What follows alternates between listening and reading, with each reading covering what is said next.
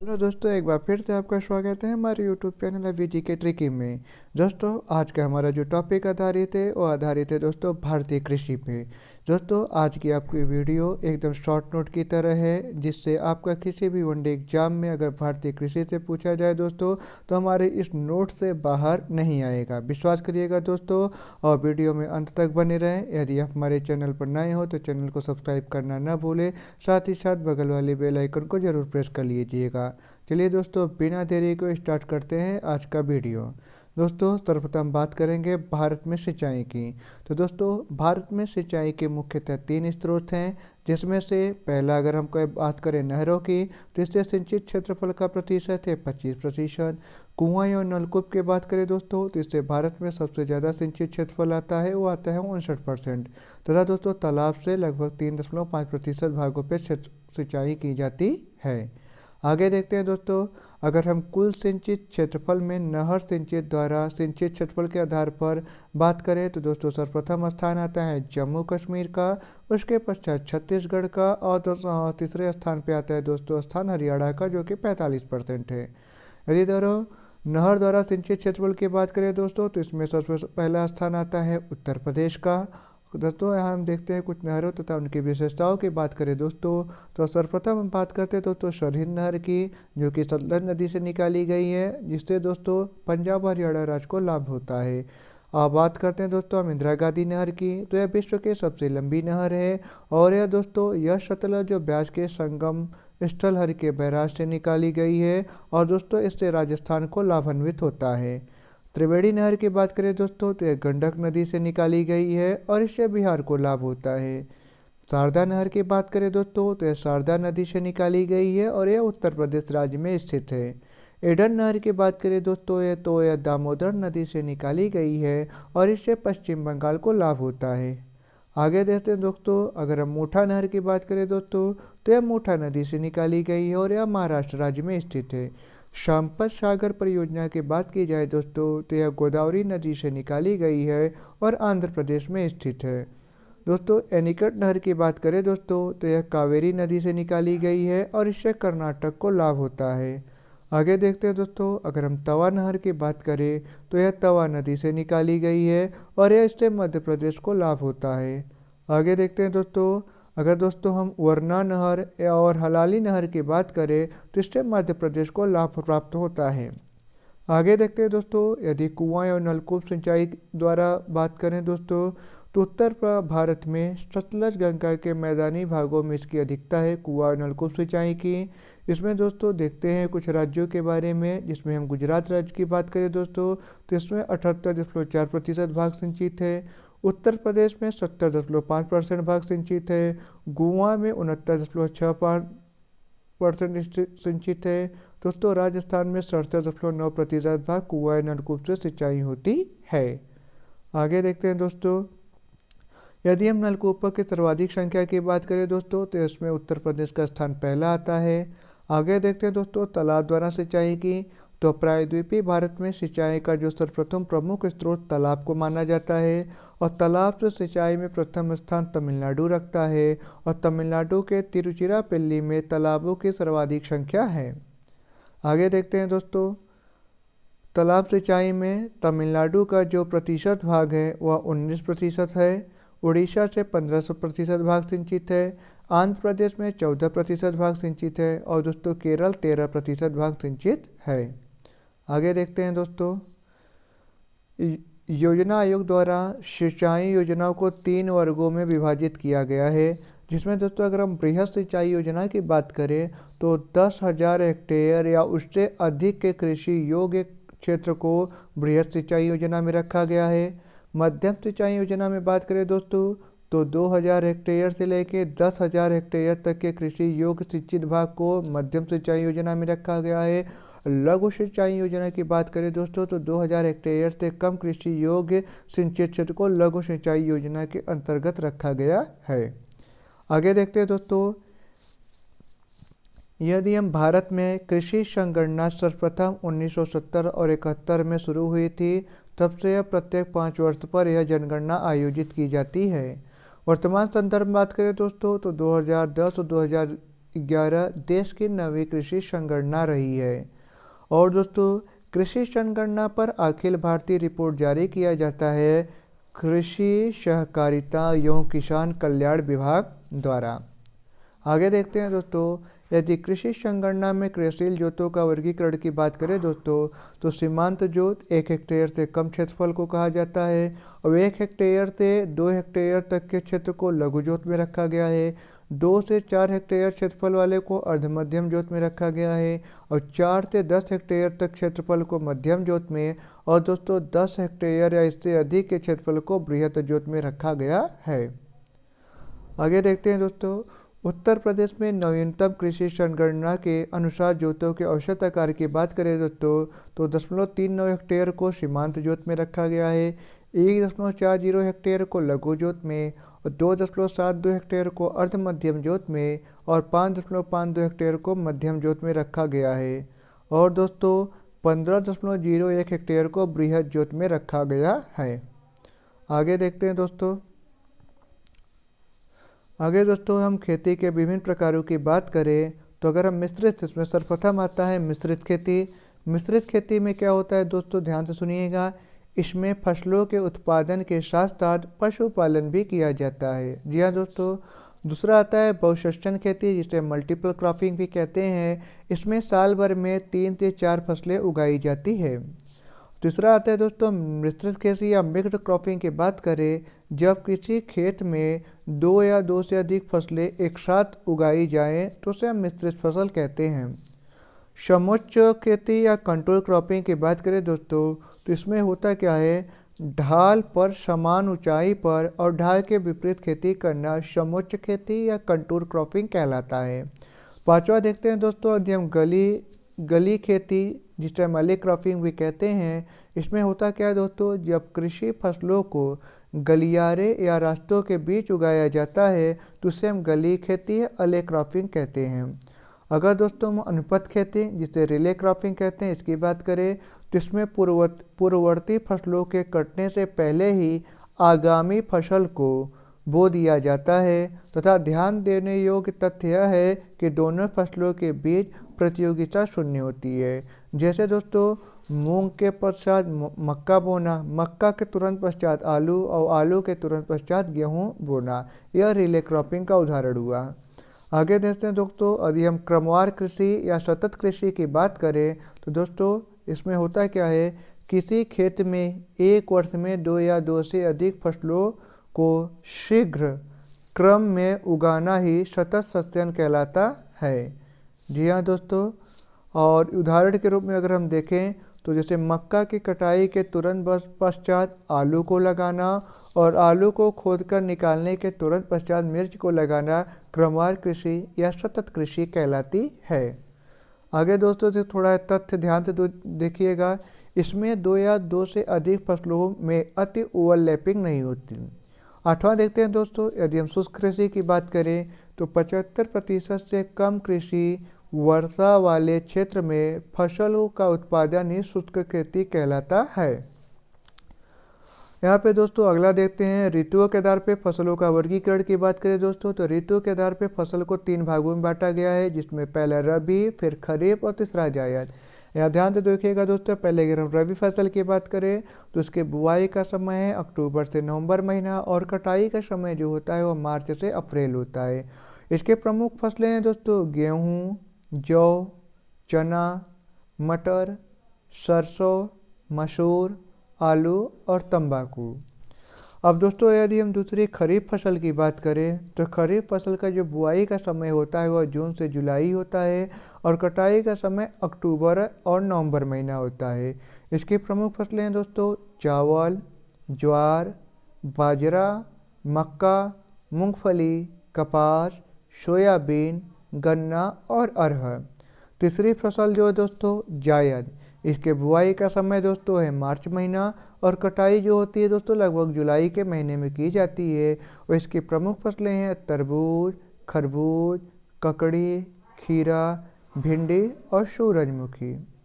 आगे देखते हैं दोस्तों,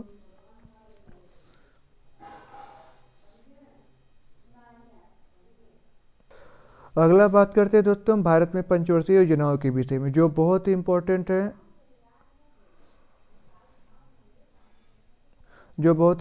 है, ध्यान से सुनिएगा दोस्तों। पहले हम बात करते हैं प्रथम पंचवर्षीय योजना की। तो दोस्तों इसकी जो समयावधि रही है हमारे भारत काल में हो रही 1951 से 1955 ईस्वी तक। इसके कुछ प्रमुख विशेषताओं की बात करें दोस्तों, तो पहला है दोस्तों यह हैमर डोमर मॉडल समृद्धि मॉडल पर आधारित थी। दोस्तों इसके मुख्य जो उद्देश्य थे, इसमें कृषि सिंचाई को प्राथमिकता दी गई और सामुदायिक विकास कार्यक्रम 1952 में और राष्ट्रीय प्रसार कार्यक्रम सेवा 1963 में शुरू की गई। और दोस्तों भाखड़ा नांगल, दामोदर घाटी, हीराकुंड और बहुउद्देशीय परियोजना का जो प्रारंभ है और प्रथम पंचवर्षीय योजना के दौरान ही किया गया था।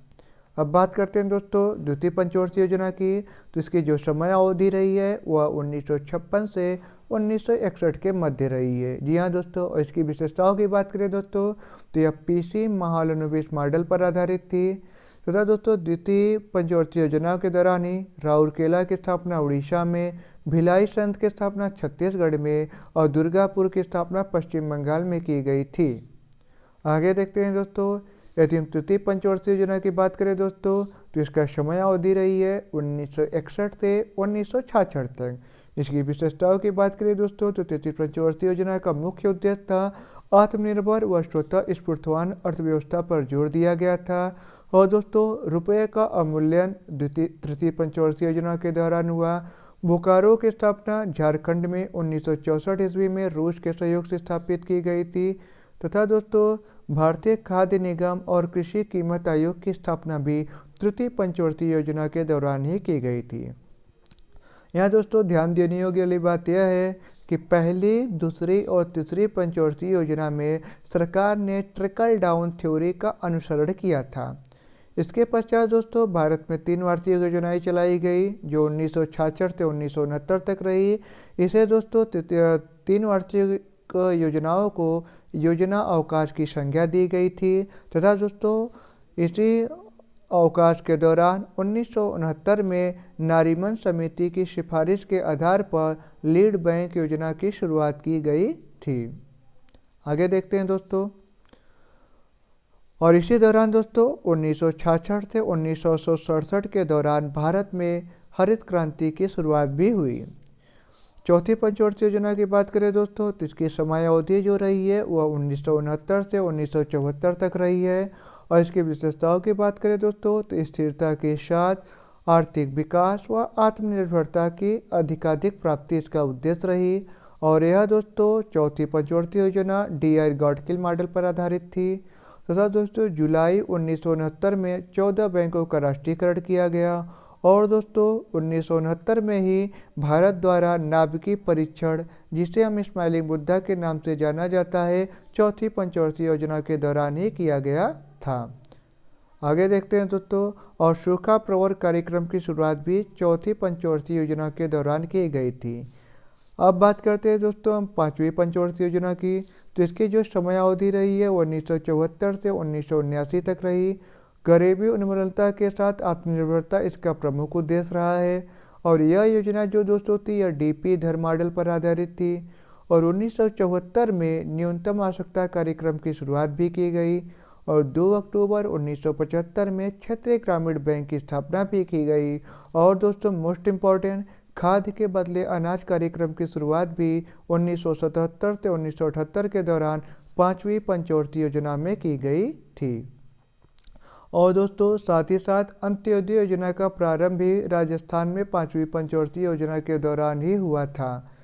और इसके पश्चात दोस्तों 5वीं पंचवर्षीय योजना के बाद भारत में एक अनवरत योजना चलाई गई जो की समयावधि 1978 से 1980 रही है।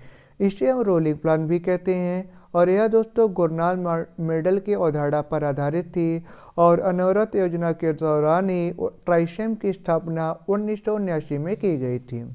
इसके पश्चात दोस्तों 6वीं पंचवर्षीय योजना का प्रारंभ 1980 से 1985 के दौरान रहा।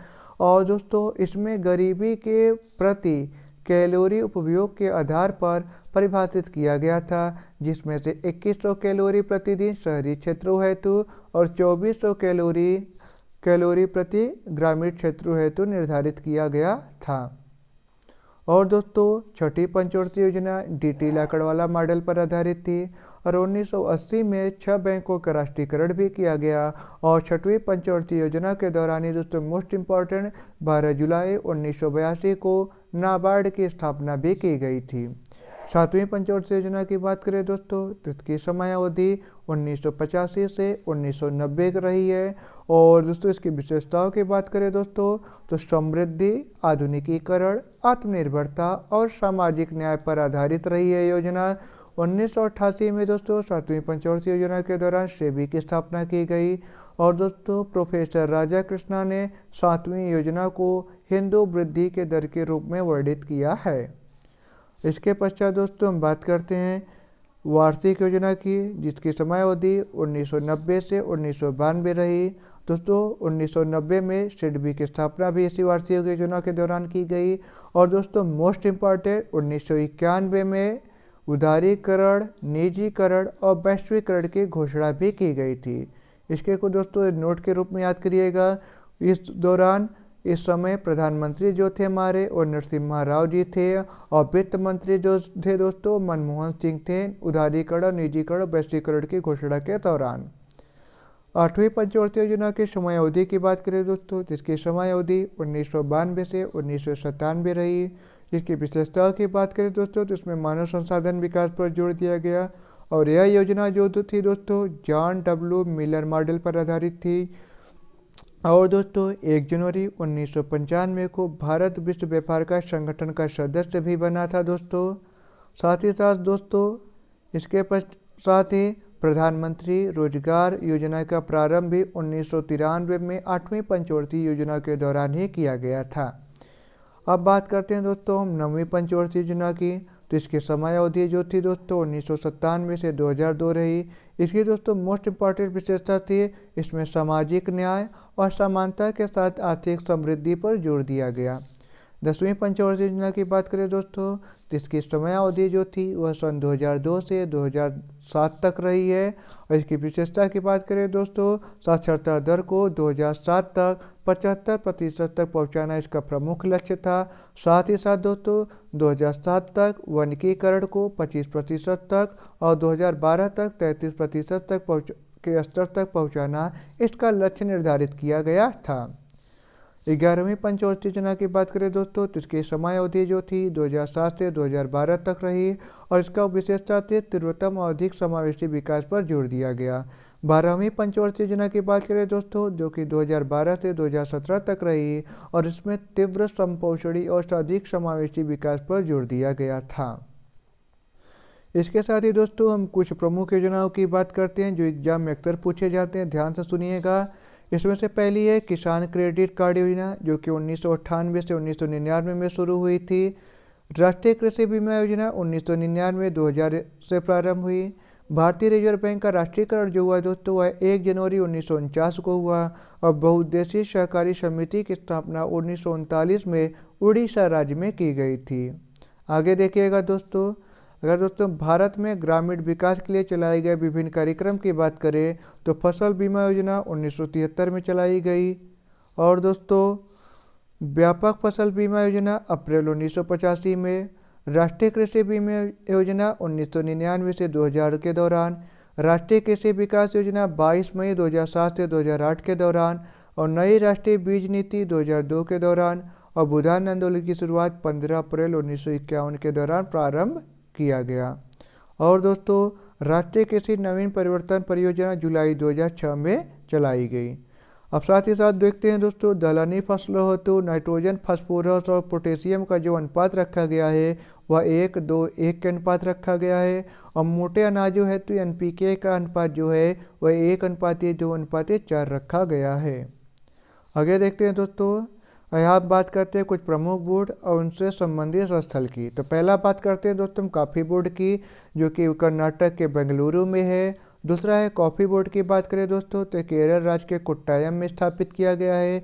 चाय बोर्ड की बात करें दोस्तों तो पश्चिम बंगाल के कोलकाता में स्थापित है। और तंबाकू बोर्ड की बात करें दोस्तों तो आंध्र प्रदेश के गुंटूर में स्थापित है।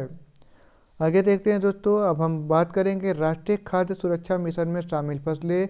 तो इसमें प्रमुख फसलें हैं चावल, गेहूँ, दलहन और मोटे अनाज। आगे देखते हैं दोस्तों, हरित क्रांति से संबंधित कुछ प्रमुख तथ्यों की बात करें दोस्तों, जो कि एग्जाम की दृष्टि से बहुत इंपॉर्टेंट है, इसे भी ध्यान से सुनिएगा। चलिए दोस्तों शुरू करते हैं। हरित क्रांति के जनक कहा जाता है नॉर्मन अर्नेस्ट बोरलॉग को। तथा दोस्तों नॉर्मन अर्नेस्ट बोरलॉग को नोबेल पुरस्कार, अमेरिकी राष्ट्रपति का मेडल ऑफ फ्रीडम तथा कांग्रेसनल गोल्ड मेडल तीनों ही प्राप्त हुआ है। और दोस्तों नॉर्मन अर्नेस्ट बोरलॉग को भारत का पद्म विभूषण सम्मान भी सन 2006 से सम्मानित किए गए हैं। और दोस्तों भारत में यदि हम हरित क्रांति के जनक की बात करें तो भारत में हरित क्रांति के जनक जो हैं दोस्तों वो डॉक्टर एम.एस. स्वामीनाथन को माना जाता है। और भारत में हरित क्रांति की शुरुआत सर्वप्रथम 1966 से 1967 के दौरान की गई थी। और दोस्तों हरित क्रांति शब्द का सर्वप्रथम प्रयोग जो था वो विलियम गेट महोदय ने किया था। और दोस्तों भारत में द्वितीय हरित क्रांति जो जुड़ी हुई है वह उत्तर पूर्वी क्षेत्रों से जुड़ी है और इसकी समायोधि दोस्तों लगभग 1981 से 82 के दौरान रहा है। आगे देखते हैं दोस्तों प्रमुख क्रांतियाँ तथा उनसे संबंधित फसलें। हरित क्रांति की बात करें दोस्तों तो हरित क्रांति का संबंध फसल उत्पादन से रहा है। श्वेत क्रांति का संबंध दूध उत्पादन से रहा है। पीली क्रांति का संबंध तिलहन उत्पादन से। लाल क्रांति का संबंध मांस और टमाटर के उत्पादन से। गुलाबी क्रांति का संबंध जो था दोस्तों झींगा उत्पादन और प्याज के उत्पादन से रहा है। आगे देखते हैं दोस्तों नीली क्रांति का संबंध जो रहा है वो मत्स्य उत्पादन से। काली क्रांति पेट्रोलियम और खनिज तेल से। धूसर और भूरी क्रांति की बात करें दोस्तों तो इसका संबंध उर्वरक उत्पादन से। रजत क्रांति अंडा उत्पादन से। सुनहरी क्रांति बागवानी उत्पादन से। इंद्रधनुषी क्रांति खाद्यान्न उत्पादन से। और एवरग्रीन क्रांति जो थी दोस्तों खाद्यान्न उत्पादन को दोगुना करने से संबंधित रही है। आगे देखते हैं दोस्तों भारत के कृषि पारिस्थितिक क्षेत्र जिसे एग्रो इकोलॉजिकल जोन कहते हैं वो 20 हैं। भारत में कृषि जलवायु क्षेत्र जिसे हम एग्रो क्लाइमेटिक जोन कहते हैं वो 15 हैं। उत्तर प्रदेश में कुल कृषि जलवायु क्षेत्र 9 हैं। अगर बात करें दोस्तों हम उत्तर प्रदेश में कृषि पारिस्थितिक क्षेत्र की तो 20 है। और सर्वप्रथम कृषि विश्वविद्यालय की स्थापना 1960 ईस्वी में पंतनगर में की गई थी जो कि उत्तराखंड में है। आगे दोस्तों देखते हैं भारत में कुछ प्रमुख फसलों जिन्हें 2 भागों में विभाजित किया गया है। एक है वाणिज्यिक फसलें जिसके प्रमुख फसलें होती हैं रबर, कॉफ़ी, चाय, रेशम, तंबाकू और गन्ना। और खाद्यान्न फसलों में दोस्तों गेहूँ, चावल, मूंगफली, मक्का, तिलहन और अन्य कुछ फसलें भी प्रमुख है। दोस्तों मैं जो ये सब बता रहा हूँ आप इसे एकदम रट लीजिए क्योंकि ये एग्जाम पे एग्जैक्ट पूछे जाते हैं। आगे देखें दोस्तों कुल फल उत्पादक अग्रणी राज्यों की बात करें तो कुल फल उत्पादक में आंध्र प्रदेश पहला स्थान है, दूसरा महाराष्ट्र है, तीसरा गुजरात। अगर दोस्तों हम लीची उत्पादन की बात करें तो बिहार पहले स्थान पे, दूसरा स्थान पश्चिम बंगाल का है और तीसरा स्थान झारखंड का है। और दोस्तों यदि हम आलू उत्पादक अग्रणी राज्यों की बात करें दोस्तों तो आलू उत्पादन में उत्तर प्रदेश का स्थान पहला है, दूसरे स्थान पे पश्चिम बंगाल और तीसरा स्थान बिहार का है। कुल सब्जी उत्पादन में बात करें दोस्तों तो पहला स्थान पश्चिम बंगाल, दूसरा उत्तर प्रदेश और तीसरा स्थान बिहार का है। और दोस्तों हम प्याज उत्पादक अग्रणी राज्यों की बात करें तो महाराष्ट्र पहले स्थान पे है, दूसरे स्थान पे मध्य प्रदेश है और तीसरा स्थान कर्नाटक का है। मसाला उत्पादक अग्रणी राज्यों की बात करें दोस्तों तो पहला स्थान आता है आंध्र प्रदेश का, दूसरा गुजरात का और तीसरा राजस्थान का। दोस्तों मसाला उत्पादक अग्रणी राज्य में तो आंध्र प्रदेश है, लेकिन केरल जो राज्य है केरल को मसालों का बागान कहा जाता है क्योंकि यहाँ विभिन्न प्रकार के मसालों का उत्पादन किया जाता है। आगे देखते हैं दोस्तों यदि हम काजू उत्पादक प्रमुख राज्यों की बात करें तो पहला महाराष्ट्र, दूसरा आंध्र प्रदेश, तीसरा उड़ीसा आता है। नारियल उत्पादक प्रमुख राज्यों की बात करें दोस्तों तो पहले स्थान पर तमिलनाडु है, दूसरा केरल है और तीसरा कर्नाटक है। जी हाँ दोस्तों मैं यहाँ पे जो भी बता रहा हूँ उसे आप एक कॉपी में बहुत ही अच्छे तरीके से नोट करते जाएं जिससे वीडियो आपको बार बार देखने की ज़रूरत न हो। साथ ही साथ नोट करने के साथ ही दोस्तों इन डाटा को एकदम याद कर लीजिए क्योंकि ये आजकल के वनडे एग्ज़ाम जो है उसमें एग्जैक्ट डाटा दोस्तों ऐसे ही पूछे जा रहे हैं। आगे देखते हैं दोस्तों यदि हम आम उत्पादक प्रमुख राज्यों की बात करें तो पहला उत्तर प्रदेश, दूसरा आंध्र प्रदेश और तीसरा कर्नाटक का आता है। आगे देखते हैं दोस्तों, रबड़। रबर की बात करें दोस्तों तो इसका सर्वप्रथम रबर की खेती प्रारंभ की गई थी लॉर्ड सेलिसबरी के द्वारा, और रबर का जो दोस्तों मूल स्थान है वह दक्षिण अमेरिका के ब्राज़ील को माना जाता है। और भारत में रबर उत्पादक राज्यों की बात करें दोस्तों तो पहला स्थान केरल का, दूसरा तमिलनाडु और तीसरा स्थान कर्नाटक रखता है। तथा दोस्तों यदि हम विश्व में बात करें तो केरल और रबर के उत्पादक में थाईलैंड का स्थान सर्वप्रथम है, उसके पश्चात दोस्तों इंडोनेशिया, तीसरा स्थान मलेशिया और चौथा स्थान भारत का है। आगे देखते हैं दोस्तों, यदि भारत का विश्व में रबर उत्पादक में बात की जाए दोस्तों तो विश्व में भारत में जो है वो रबर उत्पादक में चौथा स्थान रखता है। और विश्व में दोस्तों रबर का दूसरा सबसे बड़ा उपभोक्ता देश की बात करें तो भारत इसमें दूसरे स्थान पे आता है। आगे देखते हैं दोस्तों, कॉफ़ी की बात करें तो भारत में कॉफ़ी 17वीं शताब्दी में बाबा बदुन द्वारा अरब से लाकर कर्नाटक के बाबा बदुन की पहाड़ी पर लगाया गया था। भारत में दोस्तों कॉफ़ी के दो प्रमुख किस्में हैं, जिसमें से अरेबिका जो है वह सबसे उच्च कोटि के कॉफ़ी कही जाती है, और रोबस्टा जो है दोस्तों वो देश में सर्वाधिक उत्पादित होने वाली कॉफ़ी है। तथा दोस्तों भारत जो है विश्व के कुल कॉफ़ी उत्पादन का केवल 3.8% भाग उत्पादन करता है। और भारत में यदि दोस्तों कॉफ़ी उत्पादक राज्यों की बात करें तो कर्नाटक पहले स्थान पे है, दूसरा दोस्तों स्थान केरल का है, तीसरा तमिलनाडु का और चौथा आंध्र प्रदेश का। और कॉफ़ी के मूल स्थान की बात करें दोस्तों तो कॉफ़ी का मूल स्थान अबिसिनिया को माना जाता है। और निर्यात के मामले में दोस्तों भारत केवल 4.5% भाग ही निर्यात करता है कॉफ़ी का। विश्व में दोस्तों अगर बात करें तो कॉफ़ी के महत्वपूर्ण किस्में हैं कावेरी, कैंटस और पेरिडोनिया। और दोस्तों यदि विश्व में कॉफ़ी उत्पादक देशों की बात करें तो पहला स्थान आता है ब्राज़ील का, दूसरा वियतनाम का और तीसरा कोलंबिया का। ये थे दोस्तों कॉफ़ी पे महत्वपूर्ण नोट्स। आगे हम बात करते हैं दोस्तों चाय पे। अगर दोस्तों आपको हमारे वीडियो पसंद आ रहे हैं तो इसे लाइक और शेयर ज़रूर करिएगा। चलिए दोस्तों स्टार्ट करते हैं चाय। चाय की उत्पत्ति केंद्र जो है दोस्तों वह चीन को माना गया है, और चाय की खेती के लिए जो दोस्तों उपयुक्त मृदा होती है वो लेटेराइट मृदा होती है। तथा दोस्तों चाय के उत्पादन हेतु 125 से 150 सेंटीमीटर वर्षा तथा दोस्तों 21 से 27 डिग्री सेंटीग्रेड तापमान की आवश्यकता होती है। और दोस्तों जो भारत देश है और दुनिया में चाय का सबसे बड़ा उत्पादक तथा उपभोक्ता देश है। तथा दोस्तों जो चाय है वह संघीय सरकार के नियंत्रण के अधीन रखा गया है। तथा दोस्तों विश्व के महत्वपूर्ण चाय निर्यातक देशों की बात करें तो पहला स्थान केन्या का, दूसरा चीन का, तीसरा श्रीलंका का और चौथा स्थान भारत का है। तथा दोस्तों चाय उत्पादक प्रमुख राज्यों की बात करें तो पहला स्थान आता है असम का, तथा दूसरा स्थान आता है दोस्तों पश्चिम बंगाल का। अगर दोस्तों चाय किस्म की बात करें तो ग्रीन गोल्ड चाय की किस्म प्रमुख किस्में मानी गई है। आगे हम बात करते हैं दोस्तों रेशम की। तो रेशम की भारत में 5 प्रकार की किस्में पाई जाती हैं, जिसमें से पहला है मलबरी, दूसरा है ओक तसर, तीसरा है उष्णकटिबंधीय तसर, तीसरा है एरी और चौथा दोस्तों मूंगा। जिसमें से दोस्तों कुल रेशम उत्पादक प्रमुख राज्यों की बात करें तो कर्नाटक का पहला स्थान है और आंध्र प्रदेश दोस्तों दूसरा स्थान रखता है। तथा दोस्तों साथ ही साथ कर्नाटक जो है वह शहतूत रेशम के उत्पादन में अग्रणी है, जो कि कुल देश का 43% भाग उत्पादन करता है। और जो दोस्तों हमारा असम राज्य है वह मूंगा रेशम के उत्पादन में अग्रणी है, जो कुल देश के उत्पादन का 91% अकेले उत्पादित करता है।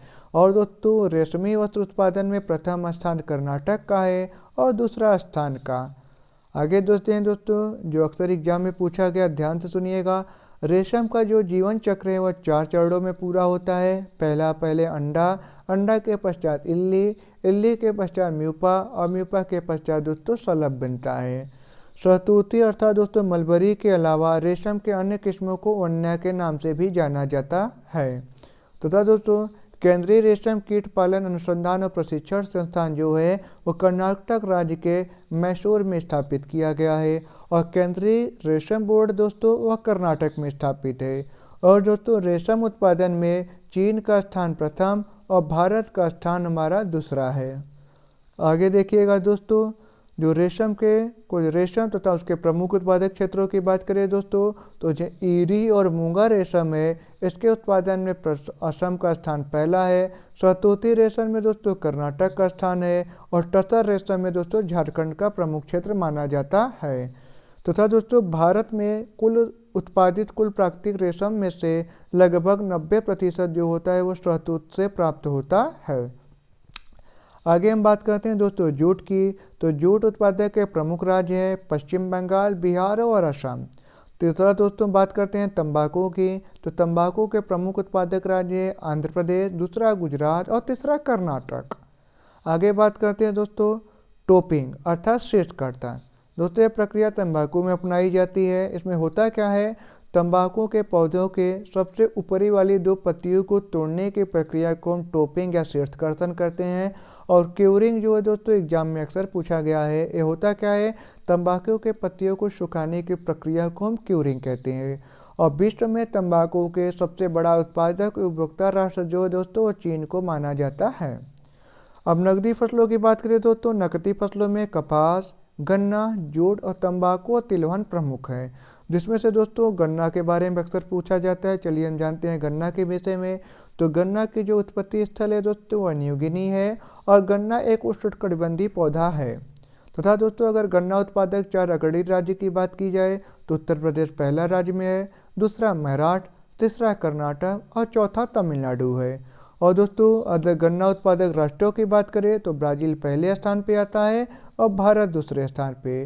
तथा दोस्तों यदि हम चीनी उत्पादन में बात करें तो चीनी उत्पादन में भी ब्राज़ील का स्थान पहला है और हमारे देश भारत का स्थान दूसरा है। तथा दोस्तों यदि हम गन्ना प्रजनन संस्थान की बात करें तो तमिलनाडु के कोयम्बटूर में है।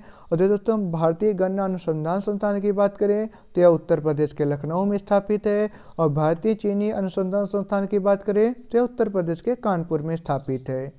आगे देखिएगा दोस्तों, यदि हम गन्ने के बीज को क्रेरिक ऑप्सस कहते हैं और जो दोस्तों पायरिल्ला कीट है वह गन्ने से संबंधित है। और प्रथम चीनी मिल की स्थापना जो थी दोस्तों वह 1903 ईस्वी में उत्तर प्रदेश के प्रतापपुर के देवरिया जिले में की गई थी।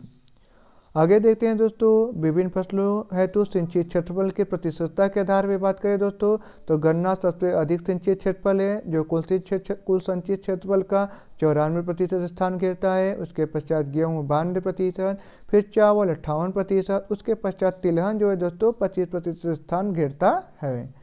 आगे देखते हैं दोस्तों मूंगफली की बात करें तो मूंगफली एक खरीफ की फसल है और मूंगफली के फसल हेतु जिप्सम की आवश्यकता होती है। और मूंगफली की उत्पत्ति स्थल जो है दोस्तों ब्राज़ील है। अब भारत में अगर बात करें दोस्तों तो मूंगफली उत्पादन में गुजरात पहले स्थान पर आता है, दूसरा स्थान आंध्र प्रदेश का है और तीसरा दोस्तों तमिलनाडु का। अब बात करते हैं दोस्तों मक्का के। तो भारत में मक्के की खेती पूरे वर्ष होती है अर्थात 12 महीने होती है। मक्के के प्रयोग जो दोस्तों जैव ईंधन के रूप में भी किया जाता है। आगे देखते हैं दोस्तों मक्के का सर्वाधिक उत्पादक राज्यों की बात करें तो आंध्र प्रदेश पहले स्थान पे और कर्नाटक दूसरे स्थान पे आता है। और दोस्तों जो मक्के में है वह कार्बोहाइड्रेट का लगभग 80% भाग आता है। और मक्के का जो दोस्तों फूल होता है वह एक लिंगी होता है जो कि एग्जाम में अक्सर पूछा गया है। आगे देखते हैं दोस्तों यदि मक्के के लिए सर्वाधिक उपयुक्त मृदा की बात करें दोस्तों तो दोमट मिट्टी इसके लिए सर्वोपयुक्त होती है। और उत्तर भारत में मक्के की खेती जो तो खरीफ फसल में होती है। अगर हम दक्षिण भारत में बात करें दोस्तों तो मक्के की बुआई जो है वह अप्रैल और अक्टूबर के महीने में की जाती है। और दोस्तों बिहार राज्य में मक्के की खेती रबी फसल के अंतर्गत की जाती है। तथा दोस्तों बिहार की एक प्रमुख किस्म जो मक्के की वह लक्ष्मी है। साथ ही साथ दोस्तों शक्तिमान 1 और शक्तिमान 2 भी मक्के की एक प्रमुख प्रजाति मानी जाती है। आगे देखते हैं दोस्तों मक्के का जो उत्पत्ति स्थल है दोस्तों वह दक्षिण अफ्रीका को माना जाता है और मक्का एक C4 पौधा माना गया है। तथा दोस्तों कुल मोटे अनाज का सर्वाधिक उत्पादक राज्यों की बात करें तो कर्नाटक पहले स्थान पे और दूसरा स्थान राजस्थान का आता है। चावल की बात करें दोस्तों चावल खरीफ की फसल है जिसके कुछ प्रमुख फसलें तथा उनके उगाने का समय और बोने का समय और काटने का समय डाटा में दिया गया जिसे आप देख सकते हैं और चाहे जिसे कॉपी में एक जगह नोट कर लें। अब बात करते हैं दोस्तों हम विश्व में चावल उत्पादक देशों में तो चीन पहले स्थान में और भारत दूसरे स्थान पर आता है। और दोस्तों यदि हम भारत राज्य में बात करें तो चावल उत्पादक में पश्चिम बंगाल पहला स्थान रखता है, दूसरा स्थान उत्तर प्रदेश का और तीसरा आंध्र प्रदेश का है। अब बात करते हैं दोस्तों मोस्ट इम्पॉर्टेंट गेहूं की। तो दोस्तों गेहूं की जो फसल है ठंडी के मौसम में बोई जाती है, अर्थात यह एक रबी की फसल है। साथ ही साथ दोस्तों इसके कुछ प्रमुख किस्मों की बात करें तो मैक्रोनी गेहूं इसके एक प्रमुख किस्म है जो कि सूखा प्रभावित क्षेत्रों में बोई जाती है। और नॉरिन 10 जो प्रजाति है दोस्तों वह गेहूं की एक बोनेपन की प्रजाति है। और तथा दोस्तों विश्व में गेहूं उत्पादन में भारत का स्थान की बात की जाए तो इसका स्थान दूसरा है। और दोस्तों भारत में सर्वाधिक गेहूं उत्पादक राज्यों की बात की जाए तो पहला स्थान उत्तर प्रदेश का, दूसरा पंजाब का और तीसरा मध्य प्रदेश का। ये रहा दोस्तों हमारा भारतीय कृषि पर आधारित वीडियो। आशा करते हैं दोस्तों ये वीडियो आपको पसंद आया होगा। अधिकतर दोस्तों हमारे वीडियो को लाइक कर लीजिएगा और दोस्तों इसे सब्सक्राइब जरूर कर लीजिएगा और इसे अपने दोस्तों में भी शेयर जरूर करिएगा। तब तक के लिए दोस्तों मिलते हैं एक नए वीडियो में एक नए टॉपिक के साथ। तब तक के लिए धन्यवाद।